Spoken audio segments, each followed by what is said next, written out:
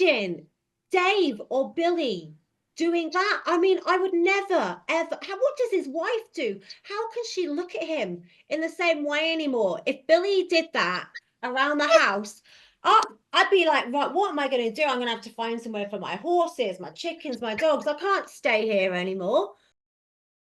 Now, speaking of Woketopians, you will all be aware of Mr. Jeremy Vine, who lately, Jeremy Vine, the BBC host, the Channel 5 host, has taken to walking around his TV studio in high heels, which is fine, I guess, but quite odd given he is married to a woman, had potentially a Freudian slip, or maybe actually just made a major revelation on the latest episode of his Channel 5 show. Watch this.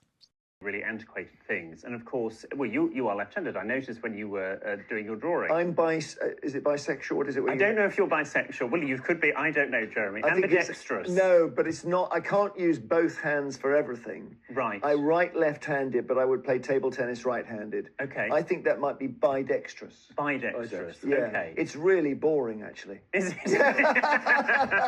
No. Well, it's not the same as bisexual. No, it's not the same as bisexual. But a lot. If you sort of read etiquette books that came out 50 to 100 years ago.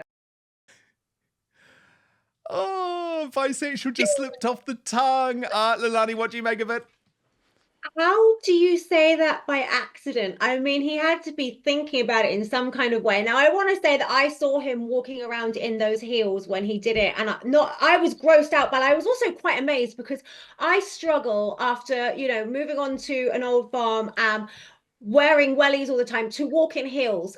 I've become this old woman, so I find it hard. So I thought, God, he walks around in better than me. Maybe I should ask him if he wears a thong as well, and if they're comfortable, because I'm much better in my granny pants. I'm like, maybe you could teach us about that as well, because it's all a little bit creepy to me. And like, what is he doing and what is going on in that private life of his? I don't think I want to know, but that little slip, it didn't really shock me. I mean, Jude, look, my view on this is that, look, people can do whatever they want, of course, in their private lives, but I thought it was incredibly weird seeing Jeremy Vine prance around the BBC in high heels in quite a sexualized manner so soon after the Hugh Edwards revelations. Well, I think if he'd have done that in my house, I'd have been saying, pull yourself together. 2 things you need, an estate agent being one of them, find somewhere to live. I don't want that happening. What, if you were married to him? Can you imagine Dave or Billy? But it's desperately seeking attention. That's all it is. I don't think he even is. He's obviously a bit odd. He's blocked me. He doesn't like me. He says I'm too outspoken. How strange. You're on the right show. He's seeking attention. He's a bland character. He's lucky to be at the BBC. He hosts other people. I watch your show and I sometimes catch him. You know how to treat your guests. You let them speak. You're interested in yourself when you speak. You've got something to say. He isn't. He just fans the flames of a dispute. He doesn't even have debates, really. He has really weak people on that have nothing to say, the usual race baiters. And I find his show, now that I'm more involved in politics and debates, I look at his show and I think, oh, this is just chewing gum for your eyes. This isn't even any good. I think he's just desperate for attention, to be honest, and there's no talent there. So what do? I know what I'll do. I'll wear some women's high shoes that fit me like a glove. Did you notice that? No toes hanging over anything. He's bought those in special. But first, I love the holidays.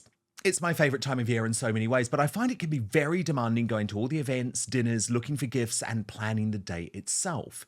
Every year I tend to burn out quicker than the last. That might have got to do with me getting a bit older, but this year I don't plan to burn out at all. Getting older is inevitable, but feeling older really isn't. As we get older, our body's ability to create energy declines, but recent scientific discoveries have found we can actually increase our energy levels in our cells by taking something called NMN. NMN has been shown to increase energy and endurance, activate our body's ability to burn fat, enhance mental function and health, improve blood pressure, regulate blood sugar levels, and support many other health markers. Finding high-quality pure NMN is hard, so I use Verso. They conduct third-party testing for each batch produced to guarantee you get what you pay for. It contains the highest quality NMN and other research-backed ingredients that have been shown to increase energy levels and slow down aging. After taking Celbene for some time, I feel like a younger version of myself. I've noticed more energy, enhanced endurance, improved cognition, fat loss, better sleep, and if I do get a cold like I did a couple of days ago, I recover faster. Click the link in the description on YouTube and Rumble, or head on over to buy.ver.so and use the coupon code Outspoken at checkout to save 15% on your first order. To repeat, that's www.buy.ver.so/outspoken. Use the coupon code Outspoken. June, can you imagine Dave or Billy doing that? I mean, I would never, ever. What does his wife do? How can she look at him in the same way anymore? If Billy did that around the house, I'd be like, right, what am I going to do? I'm going to have to find somewhere for my horses, my chickens, my dogs. I can't stay here anymore. Like, what am I? Oh, my goodness me. Oh, look at it. Look at it. I want to be sick. It's just... He does a lot of... sort of like, you know, the things the kids do on TikTok, like miming music videos and stuff. And again, I find it really odd. I mean, Jeremy Vine has had a very successful career. You know, he's on BBC election nights. I don't know. He gets paid a lot of money from our license fee, hundreds of £1,000s a year. I don't get it really, Jude. No. I think it's attention seeking. It's nothing else. He doesn't need to do it. He's better just being a serious presenter. But do you think there's a side of it, June, which is that, and I mean this in all seriousness, that it's now so unpalatable if you work in the mainstream media, especially at the BBC, to be an old, straight, white man, that there's a strategy here. Like, I mean it. Like, is he almost like...